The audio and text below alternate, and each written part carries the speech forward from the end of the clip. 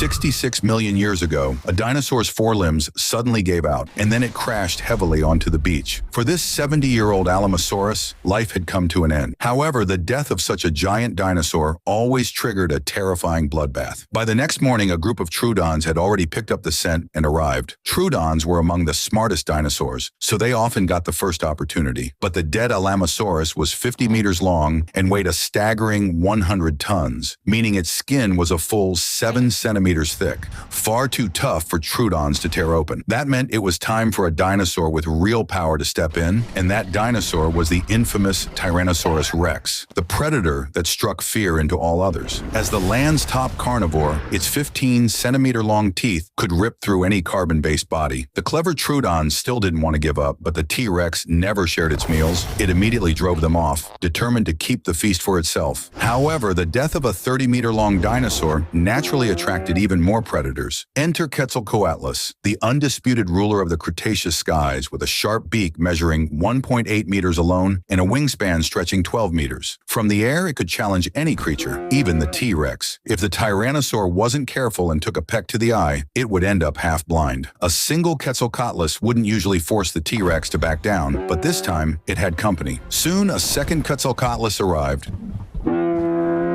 And now, facing two opponents, the T-Rex was in serious trouble. A fight was inevitable. Despite their numbers, the Quetzalcoatlus pair avoided direct combat, using their aerial advantage to harass the T-Rex from above. Since the T-Rex couldn't fly, it had no way to counterattack. In the end, the frustrated tyrant had no choice but to retreat. This time, it had only lost due to the open terrain, but next time might be different. Now, the two pterosaurs could eat their fill. But that T-Rex wasn't about to give up. It had learned its lesson and went home to fetch its mate before heading into the forest. With two T-Rexes hunting together, the danger wasn't just doubled, it was a game changer. Yet they didn't grow overconfident. Skilled hunters always stay humble. The nearby Triceratops herd might have been delicious, but they were formidable opponents, so the T-Rexes needed a perfect plan. Night fell quickly, and the two T-Rexes began to stir. Thanks to their stereoscopic vision, darkness was no obstacle. To them, night and day were the same. Despite their massive size, thick footpads allowed them to move almost silently, making them terrifying nocturnal hunters. This time, their targets were a group of Edmontosaurus. While these dinosaurs lacked strong defenses, they were nearly as large as the T-Rex and twice as fast, meaning the predators had only one chance to strike. The pair had hunted together countless times, so they took their positions flawlessly. The Edmontosaurus family kept sentries on watch while resting, so one T-Rex deliberately made noise to lure the lookout away, while the other slipped into the herd unseen. Despite their caution, the Edmontosaurus failed to detect the hunters, and that's when the killing began. The male T-Rex burst forward, sending the herd into a panicked stand.